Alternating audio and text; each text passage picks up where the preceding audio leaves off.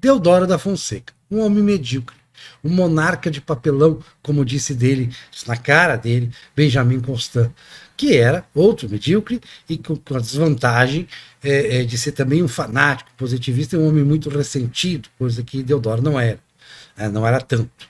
Deodoro era vaidoso, ele queria ser o galo na torre. Ele disse isso numa entrevista a um jornalista de Santos, quando estava vindo do Rio Grande do Sul para o Rio de Janeiro, meses antes da proclamação da República, que vai ter nele o seu personagem central. É um personagem central meio por acidente e que abraça a causa meio que por acidente também, visto como uma oportunidade. Ele queria ser ministro da guerra, queria ter título de nobreza, estava prometido um título de nobreza, de barão, para ele, mas acabou que o Ouro Preto não concedeu, por uma série de questões de disciplina, e, enfim, não era bem visto pelo Ouro Preto, pelo gabinete, do último gabinete, o último presidente do Conselho de Ministros da monarquia, o Visconde de Ouro Preto, não concedeu o título para o Deodoro a tempo de demovê-lo da ideia de depor o imperador. Tem essa história de que ele participou da proclamação da República como se fosse só para derrubar o gabinete do Ouro Preto, para evitar que o Silveira Martins, que era seu inimigo por causa de uma disputa por uma mulher lá no Rio Grande do Sul, pela Baronesa de Triunfo, os dois disputaram o amor da Baronesa de Triunfo, ela era uma mulher refinada, então o Silveira Martins, que era mais refinado intelectualmente do que Deodoro, levou a melhor.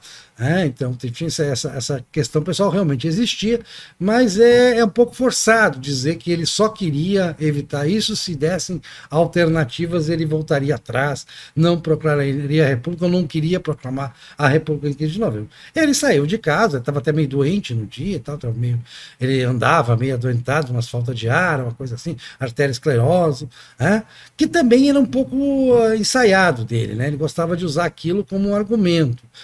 Eu estou adoentado, não posso, vocês podem escolher outro melhor. Aquela coisa de se fazer de sonso, era muito sonso o Deodoro na relação com os grandes conspiradores que fizeram a República.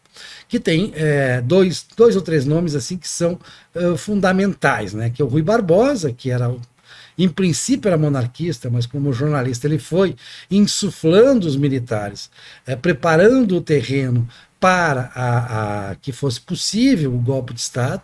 Era muita gente não acreditava, o próprio Quintino Bocaiúva, que era um propagandista republicano, não acreditava. Os republicanos não tinham uma grande expressão eleitoral, isso é um fato também. Eles tinham tido uma votação pequena, embora o voto fosse completamente livre no Império, a propaganda republicana também fosse livre, eles não tinham maior expressão. Então consideravam difícil. O próprio Benjamin Constant considerava difícil. Mas o Rui Barbosa usou muito essa influência. E outros dois golpistas paulistas, esses sim realmente tinham o Francisco Glicério, que era um escroque, depois ele vai se revelar um golpista do tempo todo, é um cara que faz qualquer coisa pelo poder, o republicano paulista, e o Campos Salles, esse sim, mais refinado também intelectualmente, muito mais refinado, na altura de Rui Barbosa, os dois que vão ser ministros do governo provisório, com Deodoro, que vai participar de decisões que acabam sendo colegiadas, era quase um conselho que o Deodoro fazia parte. Claro, quando contrariava o Deodoro, ele fazia chantagem barata, dizia, não, eu vou renunciar, vou voltar a ser um simples soldado, se não concordarem comigo. Aí tinha que concordar com ele. Ele acabava prevalecendo, como generalíssimo, o título que ele se deu, foi o único a ganhar o título de generalíssimo que ele mesmo se concedeu, tal a vaidade do que ele mesmo dizia, o galo na torre, ele queria ser o cara reconhecido. Na verdade, era um homem medíocre, mas também não era de todo iletrado, não era de todo bruto, assim, Não era esse, e também não era o bicho do mato, como o Floriano. O Floriano nunca ia numa recepção, tal, era bem mais reservado que o Deodoro. E o Floriano foi decisivo, né? O Floriano foi decisivo para o golpe, porque Floriano era o segundo homem em comando no exército e ele era responsável pela guarda do imperador. E o Floriano não tomou uma decisão assim, só a favor da República. Depois que o Floriano vai assumir, vão criar uma biografia dele de republicano de primeira hora. Ele nunca foi republicano. O Floriano estava ali vendo a oportunidade passar e a posição dele foi: olha, se vocês tiverem sucesso, eu vou aderir a vocês, como realmente aderiu. Não fez nada. Na verdade, ele não fez nada. Não vou reagir. A situação dele estava de não reagir. Que se ele reagisse, o próprio Deodoro tinha dito: olha, se ele reagir, já era. Floriano, ele tem um comando muito grande na tropa e não vai permitir o golpe de Estado, vai proteger o imperador. E aí ele não protegeu o imperador porque viu que não tinha, que ia ficar sozinho na posição, ele não queria ficar sozinho na posição. Já vai falar do Floriano num outro programa, sobre o Floriano especificamente, mas agora vamos ver o Deodoro. Os dois são alagoanos, mas são de origens bastante diversas, embora os dois tenham nascido no litoral, cidades próximas, né? O Deodoro nasceu na cidade de Alagoas, que tinha esse nome, cidade de Alagoas. Quando ele nasceu era capital ainda de Alagoas, é a atual Marechal Deodoro, que levou o nome dele, porque ele nasceu lá. Tem lá a casa em que ele nasceu, um busto na frente da prefeitura. Claro, é natural que faça homenagem. E o pai dele, que era militar, era também político e resolveu se insurgir contra a mudança da capital para Maceió. Aí fez uma quartelada lá, foi punido por isso, mas não perdeu todos os postos, foi mandado para o Rio de Janeiro. Deodoro foi estar no Rio, como os outros irmãos também já estudavam na escola militar, procuravam carreira militar, que era uma maneira de você ascender socialmente, ainda com todo o desprestígio do exército, era uma maneira de ascender numa sociedade que era muito rural ainda, de proprietários rurais e de pequenas oportunidades urbanas de ascensão social. Então, o pai do Deodoro não tinha essa vocação rural, ao contrário do Floriano. O pai dele, principalmente o tio dele, era proprietário rural, tinha canavial, tinha a engenho de açúcar. Né? O Deodoro não, era aquela coisa mais urbana mesmo. O pai dele... ele era bem mais velho do que a mãe dele, que é a Rosa Maria Paulina, que vai ser considerada uma heroína, porque o pai dele morre cedo também, não morre. E aí a Rosa Maria Paulina é considerada uma heroína porque ela mandou todos os filhos para a Guerra do Paraguai e tal, foi uma mulher valente. Enfim, ela tinha essa projeção na sociedade lá no Rio de Janeiro. O Deodoro se forma, participa em Pernambuco, e aí vai estar lotado no Mato Grosso, quando está com 33 anos, e se casa com a Mariana Cecília. A Mariana Cecília era um ano mais velho, e o Deodoro, ele era ruim de guardar dinheiro, ele não guardava dinheiro, ele era um pé de valsa, vivia na boemia, ele gastava tudo que ganhava, isso aí vai ser até o fim da vida. E a Mariana Cecília, primeiro, tinha umas casas de aluguel e tal, ela era órfã, o pai dela era capitão do exército, morreu, deixou umas propriedades, deixou uma pensão lá para ela. Então o Deodoro se escorou nisso e incorporou a Mariana. Não sei se podia até amar, eu acho que ele amava bastante a esposa, mas isso não fazia com que ele abandonasse as amantes. Ele sempre foi um homem de muitas amantes, inclusive quando foi presidente. É por isso que se diz que aquele negócio de doença é meio assim, né? Porque ele tinha a filha de um uruguaio, todo mundo sabia, tinha lá na casa dos seus 20 anos, o Deodoro já estava com 62, quando proclamou a República, e todo mundo sabia. Ele, inclusive, depois, quando ele vai, a ideia dele embarcar para a Europa, fazer tratamento, depois que foi deposto, ele quer levar ela junto. Aí a Mariana Cecília disse: não, aí também é demais, se você vai levar ela junto, você não vai. E aí acabou não indo fazer tratamento na Alemanha como tinha sido pensado, na Europa. Bom, ele vai para o Mato Grosso e tal, vai andando para ali, e aí veio a Guerra do Paraguai.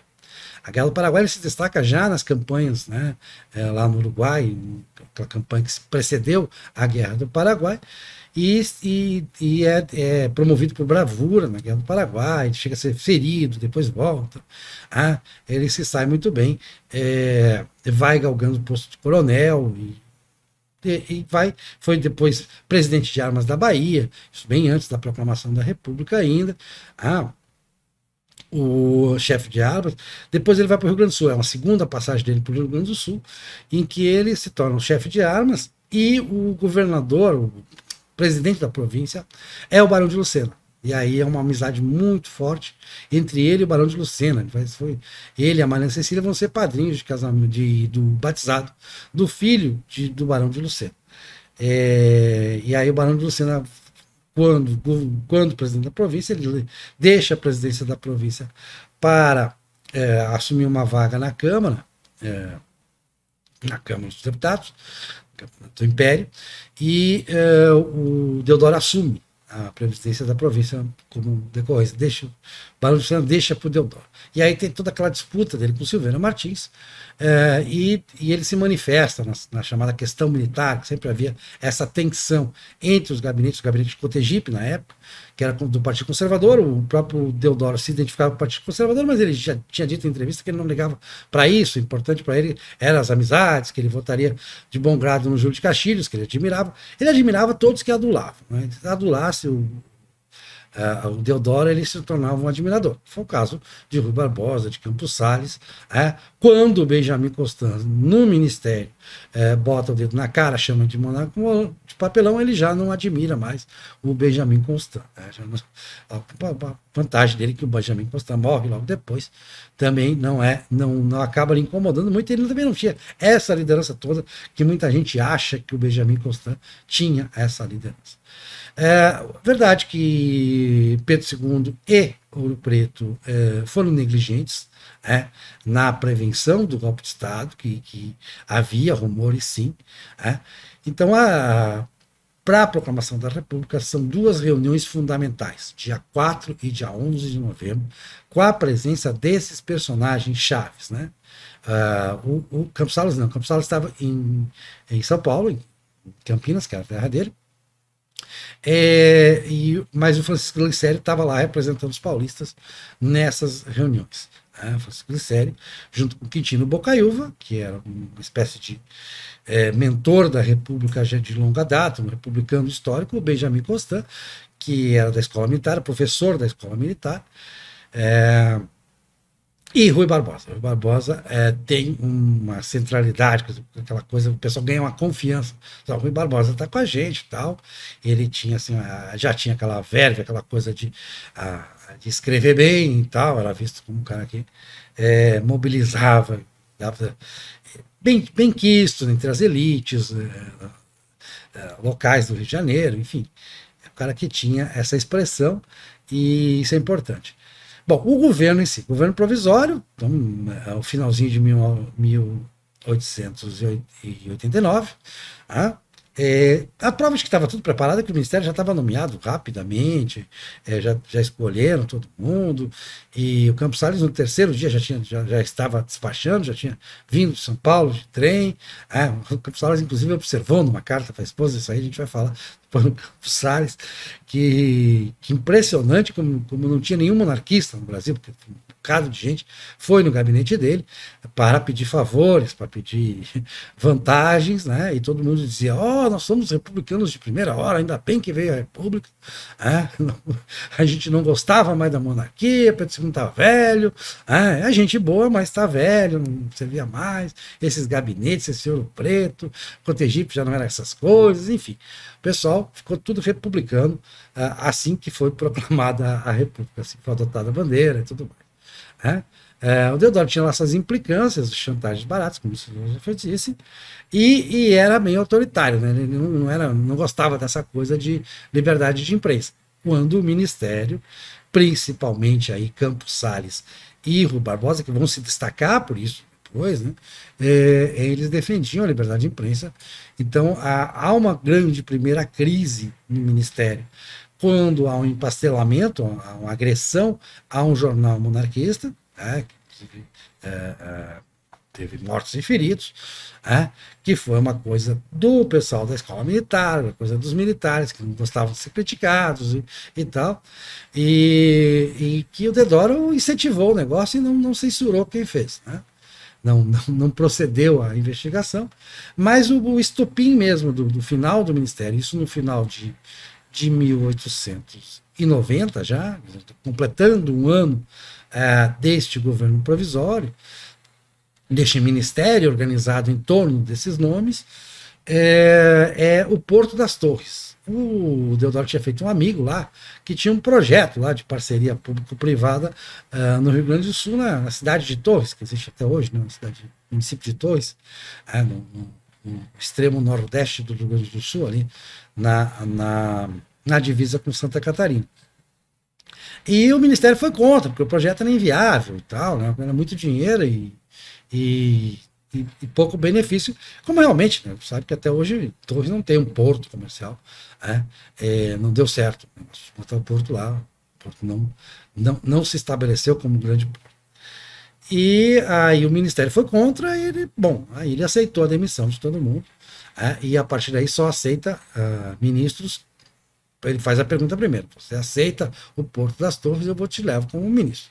E aí entra o Barão de Lucena. O Barão de Lucena vai ser uma espécie de primeiro-ministro do Deodoro. Vai ser o principal conselheiro, vai ser o cara que vai articular tudo para Deodoro, vai ser o número 1 do governo Deodoro a partir da saída de Rui Barbosa, Campos Salles, principalmente de Rui Barbosa, Campos Salles, que Tino Boicaúva também sai, desse ministério de áulicos, como se chama. E nisso se convocou a Constituinte, num projeto que era de Rui Barbosa. Rui Barbosa também foi responsável pelo encilhamento, favorecemos amigos dele também lá. Gustavo Franco defende, até ele estudou, aquela grande emissão de moeda que caracteriza pelo encilhamento, que vai desvalorizar o real em relação à Libra em 50%. Vai de 27 para 12 a cotação da Libra, né? A equivalência. Pois bem, então, é mais de 50% de desvalorização do real em relação à Libra. Diz que pela política, não, o governo foi rapidamente reconhecido, mais pelos Estados Unidos, pelos países vizinhos, que já eram republicanos. Os Estados Unidos já tinha essa simpatia, até porque se copiou a forma, né? Estados Unidos do Brasil, os republicanos todos tinham os Estados Unidos em alta conta. O Floriano mesmo era americanófilo declarado. Então, nesse final aí do governo provisório, a convocação da Constituinte, e o anteprojeto da Constituinte é de Rui Barbosa. Rui Barbosa tinha essa coisa. E a parte do casamento civil, essas coisas assim, foi mais da área de Campos Salles. Campos Salles também era um defensor dessa parte e era um federalista. Grande federalista. Será o grande presidente federalista, será o único presidente efetivamente federalista da história da República. Um pensador de primeira linha, o Campos Salles. Sai essa parte, e aí entra a figura de Prudente de Moraes. Prudente de Moraes é eleito presidente do Congresso Constituinte e bota na cabeça que ele será candidato a presidente na primeira eleição indireta. Estava prevista a eleição direta, mas a primeira seria indireta no começo de 1891, quando se promulgasse a Constituição. Promulgada a Constituição, tinha que eleger o presidente. E aí o Prudente larga de ser candidato. E Deodoro é candidato também. Deodoro, agora eu vou ser presidente eleito constitucionalmente, ainda que pela via indireta, eleito pelo Congresso. O Campos Salles diz que aquilo é uma temeridade porque os militares não iam aceitar uma troca tão rápida do presidente militar para um civil. Não ia aceitar aquilo. E aí o pessoal com medo, o Prudente ganharia no voto. Facilmente, pelo respeito que ele tinha lá dentro do Congresso. O pessoal Deodoro não era muito articulado politicamente. No Congresso, não. O Prudente ganharia, mas o fato é que eles, por medo, acabam elegendo o Deodoro, mas aí existe a eleição separada para vice, que é uma coisa que vai ficar por longo tempo na história do Brasil, a eleição separada para vice. E o Floriano é candidato. Floriano é candidato e Floriano recebe muito mais votos para vice-presidente do que o próprio Deodoro recebe só os votos suficientes para ser presidente. E o Floriano é aclamado, né, no interior do recinto do Congresso, enquanto que o Deodoro, né, ganhou. Tá? E o Congresso passa, nesse momento, a fazer oposição cerrada. Né? Inclusive o Epitácio, pessoa que era sobrinho do Barão de Lucena, se torna o líder, né? Jovem líder do governo Deodoro. Tá? Depois ele vai ser meio que perseguido pelo Floriano, mas não perseguido demais, porque o Floriano também admirava o Epitácio, admirava o Barão de Lucena também. O Barão de Lucena, inclusive, foi conversar com o Floriano, apoia o golpe aí, porque aí já começa a história do golpe. Né? O Deodoro bota na cabeça, eu acho que o Lucena também acabava concordando, que com o Congresso ele não conseguia fazer nada. Tudo que ele demandava do Congresso, o Congresso votava contra. E aí o Deodoro se sentiu de mãos amarradas para governar. E aí ele planejou o golpe, porque o golpe é o fechamento do Congresso. Para isso, ele consegue o apoio de todos os governadores. Num primeiro momento, os governadores todos, com exceção de um, apoiam ele. Inclusive o Júlio de Castilhos. Depois, Júlio de Castilhos sente que a coisa não vai por aí, que o vento não vai, que não vai vingar o golpe do Deodoro, em novembro de 1891, quando está completando 2 anos como presidente, e o Júlio de Castilhos muda de lado. Né? E aí tem o Custódio de Melo, que é a Marinha que vai derrubar o Deodoro e colocar o Floriano, que tinha sido eleito vice, no lugar. Né? O Floriano ficou quieto, ficou na dele, só esperou o momento certo para ir lá, dar um abraço no Deodoro, meu amigo, já não eram mais amigos, né? Há algum tempo, mas, meu amigo, tudo bem, fazer o quê, né? Você quer renunciar? Porque foi uma renúncia, Deodoro, oficialmente, para todos os casos, renunciou. Ele vivia ameaçando, eu não sei, então renunciasse mesmo. Agora ia ser aceito, não ia ter problema nenhum, porque já tinha o Floriano como alternativa, coisa que não tinha no início. Uma outra coisa que tem que ser dita ainda sobre o golpe da proclamação da República é que ele tinha um grande apoio nos oficiais, mas não nos generais, não nos generais e marechais, né? Esses ainda estavam mais governados, incluindo o irmão mais velho do Hermes, né? Que era o irmão mais velho do Deodoro, que era o comandante de armas da Bahia. Tá? Ele, no primeiro momento, inclusive, ele reage, né? Esse negócio não. Proclamação da República, não, seu fiel é o imperador. Mas é seu irmão. Você é meu irmão. Tudo bem, eu viro republicano. O Deodoro brincava com isso depois. Né? Meu irmão virou republicano quando soube que eu era a República. Era de convicções monarquistas. O próprio Deodoro tinha, um ano antes da proclamação da República, tinha numa carta, um sobrinho tinha dito que ele achava que a monarquia era um sustentáculo, que era indispensável, que essa república é coisa de moços, que é um arriscado e tal, não se deve fazer isso. Então tivemos assim um presidente medíocre, cuja mediocridade só será superada depois na República pela mediocridade do sobrinho preferido dele, que é o Hermes da Fonseca, muito depois da morte de Teodoro, que vai ser um presidente muito depois não, 20 anos depois, que vai ser um presidente absolutamente medíocre, consegue ser mais medíocre que o Deodoro, consegue mandar menos no governo do que o próprio Deodoro, vai ser muito ruim, vai ser o primeiro-ministro do Hermes vai ser o Pinheiro Machado, né? O pessoal lá do Rio Grande do Sul tinha uma influência fundamental. Aliás, na história da República, os ditadores ou eram do Rio Grande do Sul ou passaram pelo Rio Grande do Sul, tinham ligações muito grandes com o Rio Grande do Sul. O Rio Grande do Sul, que tinha também lá, a Constituição Federalista, né? Do Rio Grande do Sul, que tinha lá seus defensores da democracia também, embora minoritários no Rio Grande do Sul, né? Os maragatos. Enfim, eu acho que o governo Deodoro, então, na economia ele tem esse problema, né? Fora disso, faz aquelas mudanças pontuais de legislação, estabelece. É verdade que no primeiro momento garante essa constituinte, foi uma eleição bastante livre, a eleição da primeira constituinte. Nesse primeiro momento ele não chega a ser uma besta fera, dá para se dizer que Deodoro, porque Ainda bem que era limitado, né, para esses efeitos, porque ele era autoritário e vaidoso, isso podia dar uma coisa muito ruim.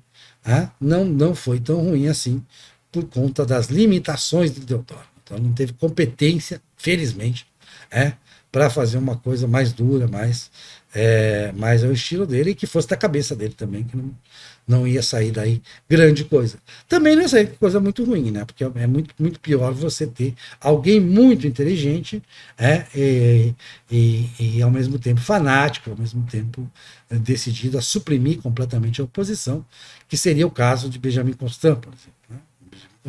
Mas Benjamin Constant logo fica claro no Ministério que ele não tinha habilidade como gestor, não tinha habilidade como articulador, ele não ia para lado nenhum, né? Teve a sorte de morrer logo, que aí não teve que enfrentar o fato de que ele era realmente um homem muito aquém do que se achava. Tá? O Deodoro também era um homem muito aquém do que se achava. Ele se achava muito. Mas, enfim, ele tinha um pouco de realismo. Né? Uma vez ele disse para o Lucena, eu vou conversar com o Floriano. Rapaz, não perca tempo, não. Não vai. Conheço ali. É da minha terra. Daquilo ali, trai, que é uma beleza. Não deu outra, né? Aconteceu mesmo. Nisso ele até acertou. Então, Deodoro é este monarca de papelão, é este galo na torre, e é o homem que deu aval à conspiração golpista, em que ele era a pessoa certa para os golpistas para assumir o posto que assumiu. É isso. Até o próximo programa com Floriano Peixoto.